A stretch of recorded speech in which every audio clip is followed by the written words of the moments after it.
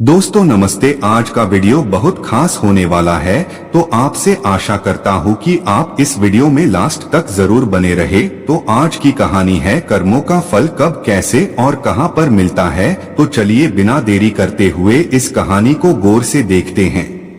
एक बार एक व्यक्ति गरीबी से परेशान होकर एक महात्मा के पास गया और बोला कि कुछ लोग इस सफल की वे करोड़ों रुपए कमा रहे हैं, दुनिया में कुछ लोग ऐसे भी हैं जो गरीबी में जी रहे हैं। ऐसा क्यों होता है और ऐसा क्या जो सफल लोगों को दूसरों से अलग करता है। गरीब आदमी का यह सवाल सुनकर महात्मा ने कहा कि अमीर बनने और जीवन में सफल होने के कुछ नियम होते हैं, जिस पर जाने अनजाने में सफल लोग अमल करते रहते हैं। कर्मों का फल, किसी ने सच ही कहा है, दूसरों के साथ किया हुआ छल बर्बादी के सारे रास्ते खोल देता है। अगर आप किसी के साथ गलत करते हैं तो आपके साथ भी गलत होगा। उस समय यह बात हमें समझ नहीं आती है, लेकिन देर से ही सही कर्मों की सजा जरूर मिलती है। आप इससे कभी बच नहीं सकते। जो आपने किया है उसका अंजाम आपको हर हाल में भोगना ही पड़ेगा। और यह कहावत कितना सही है, यह हम इस कहानी के द्वारा समझेंगे। जब गौतम बुद्ध एक सभा कर रहे थे, तभी एक व्यक्ति ने उनसे पूछा, है बुद्ध, कर्मों का फल कैसे मिलता है? अगर बुरे कर्मों का फल मिलता है तो अच्छे कर्म कैसे किए जाते हैं? गौतम बुद्ध ने कहा, मैं तुम्हें एक कहानी सुनाता हूँ, तुम इसे ध्यान से सुनो। महात्मा बुद्ध अब अपनी कहानी की शुरुआत की बहुत समय पहले की बात है। रामू और श्यामू नाम के दो भाई एक गांव में रहते थे। श्यामू अक्सर रामू को देखकर जलता था, क्योंकि रामू स्वभाव से बहुत अच्छा था। उसके दिल में सबके लिए दया और आदर भाव था। श्यामू का स्वभाव ऐसा था कि उसके दिल में दूसरों के लिए कोई दया नहीं थी। वह हमेशा दूसरों का अनादर करता और नुकसान पहुंचाते रहता था। धीरे धीरे काफी वक्त गुजर गया। रामू श्यामू के माँ बाप इस दुनिया में नहीं रहे। रामू ने खूब अच्छे से उनका अंतिम संस्कार किया। वह गांव वालों को भोजन के लिए आमंत्रित किया और ब्राह्मणों को दान दक्षिणा देकर विदा किया। वह हर साल अपने माता पिता की बरसी पर ब्राह्मणों को भोजन कराता और दान देता। यह सब चीजें श्यामू को पसंद नहीं आती थी। वह रामू से जलते रहता था।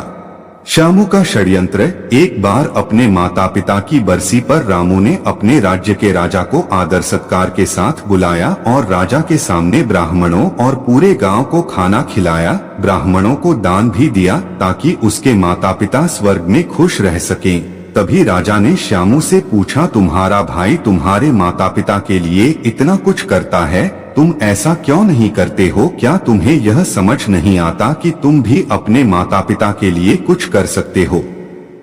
श्यामू ने कुछ नहीं कहा और चुपचाप वहां से चला गया। उसे गुस्सा आ रहा था, क्योंकि राजा ने उसकी बेइज्जती की और वह रामू से अपने अपमान का बदला लेने का सोच रहा था। अगले दिन ढोंग करना शुरू करता है। नगर के सामने जोर जोर से चीखने लगता है, मेरे माँ बाप मेरे सपने में आए थे। वह स्वर्ग में खुश नहीं है कि कोई वहां जाकर उन्हें खाना बनाकर खिलाएं, वो तभी खुश रहेंगे।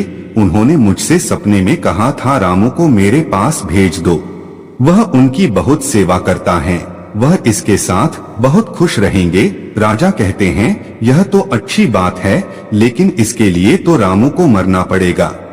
रामू की बुद्धिमता, रामू को यह सब समझ आ गया था कि यह सब केवल उसे फंसाने की चाल है, लेकिन वह फिर भी कहता है, चलो इस बहाने सेवा करता हूँ।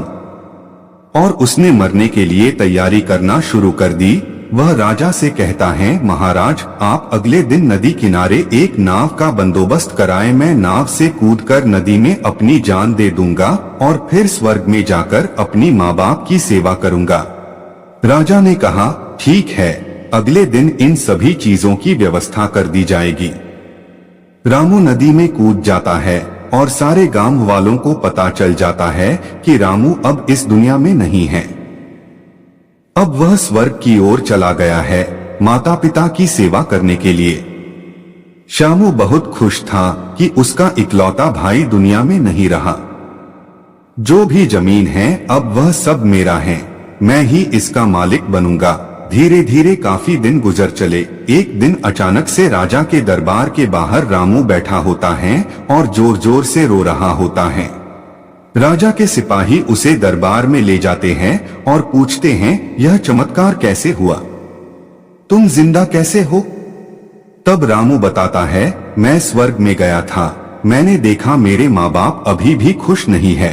वो मेरे पर गुस्सा हो रहे थे और कह रहे थे, तुम्हें तो खाना बनाना भी नहीं आता, तुमसे अच्छा तो श्यामू है जो तुमसे अच्छा खाना बना लेता है। तुम जाओ और उसे भेज दो। राजा श्यामू को बुलाते हैं और सारी बातें बता देते हैं और कहते हैं, तुम्हारे भाई ने माता पिता के लिए इतना त्याग किया है, अब तुम्हारी बारी है। क्या तुम उनके लिए ऐसा कुछ नहीं कर सकते? श्यामू को ना चाहते हुए भी ये सब करना ही पड़ता है। अगले दिन फिर से सारी तैयारी की जाती है। श्यामू घर आकर सोचता है, मैं वहां जाऊंगा ही नहीं, अगले दिन शहर छोड़कर कहीं चला जाऊंगा। अपने योजना के अनुसार वह रात के अंधेरे में ही घर छोड़कर भाग जाता है। वह घर छोड़कर कुछ दूर गया ही था कि तभी राजा के 2 सैनिकों की नजर उस पर पड़ती है और उसे रोकने की प्रयत्न करते हैं। श्यामू और सैनिकों के मध्य हाथापाई और लड़ाई शुरू हो जाती है। श्यामू गुस्से में आकर एक सैनिक के सिर पर पत्थर से मारता है। सिर पर चोट लगने से उसकी मौत हो जाती है। श्यामू के बुरे कर्मों का बुरा फल, यह सारी बातें जब राजा को पता चलती हैं, वह श्यामू को माफ करने वाले ही थे। अब वह और गुस्सा हो जाते हैं श्यामू पर और क्रोध में आकर मृत्युदंड सुना देते हैं। अगली सुबह उसे नाव से धक्का देकर मारने का आदेश जारी कर दिया जाता है। उसको उस आखिरी समय पर अपनी गलती का एहसास होता है कि जिंदगी के अंतिम वक्त में भी उसने लोगों का बुरा ही किया। उसे भी अपने जीवन के आखिरी पलों में गलती का एहसास होता है, पर वो कहावत तो सुनी होगी, अब पछताए होत क्या जब चिड़िया चुग गई खेत। और पछतावे के साथ उसे अपनी जान से हाथ धोना पड़ता है। कर्मों का फल कब मिलता है?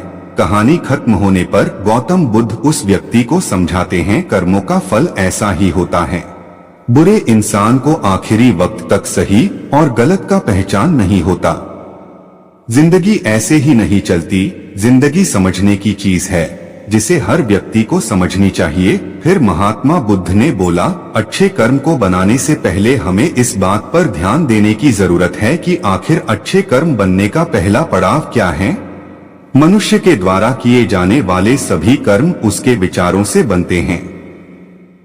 हमारी सकारात्मक या नकारात्मक सोच विचारों को जन्म देती है और वही विचार कर्म बनाते हैं। इस तरह सोच सकारात्मक होने पर ही अच्छे कर्मों का निर्माण हो सकता है। फिर उस व्यक्ति ने पूछा, पाप का फल कब मिलता है? तब महात्मा बुद्ध ने कहा, पाप का फल किए गए कर्म पर निर्भर करता है। अगर आप किसी के साथ गलत करते हैं तो आपके साथ भी जरूर गलत होगा। जब तुम दूसरों के लिए अच्छा करते हो तो बदले में तुम्हारे साथ भी अच्छा होता है। जब तुम किसी दूसरे का बुरा करते हो और तुम्हें लगता है कि तुम्हारे साथ बुरा नहीं होगा, यह भी हो सकता है उस वक्त तुम्हारे साथ कुछ बुरा ना भी हो, लेकिन कभी न कभी इसका हर्जाना तुम्हें भुगतना ही पड़ता है। इसलिए तुम्हें किसी के साथ बुरा करने का कोई अधिकार नहीं है, क्योंकि कर्मों का फल कभी न कभी मिलता जरूर है। तो हम इस कहानी से क्या सीखते हैं? इस कहानी से हमें यह शिक्षा मिलती है कि हमारे कर्मों का फल हमेशा हमारे साथ रहता है। अच्छे कर्म हमें सुख और शांति देते हैं, जबकि बुरे कर्म हमें पछतावा और दुख देते हैं। उम्मीद करते हैं आपको हमारी इंस्पिरेशनल हिंदी स्टोरी कर्मों का फल पसंद आई होगी। तो प्लीज बुद्धा से इंस्पायर्ड चैनल को सब्सक्राइब जरूर करें और पास बेल आइकन पर क्लिक करके ऑल सिलेक्ट जरूर करें। धन्यवाद। मिलते नई कहानी के साथ नई वीडियो में। ओम बुद्धाय नमः।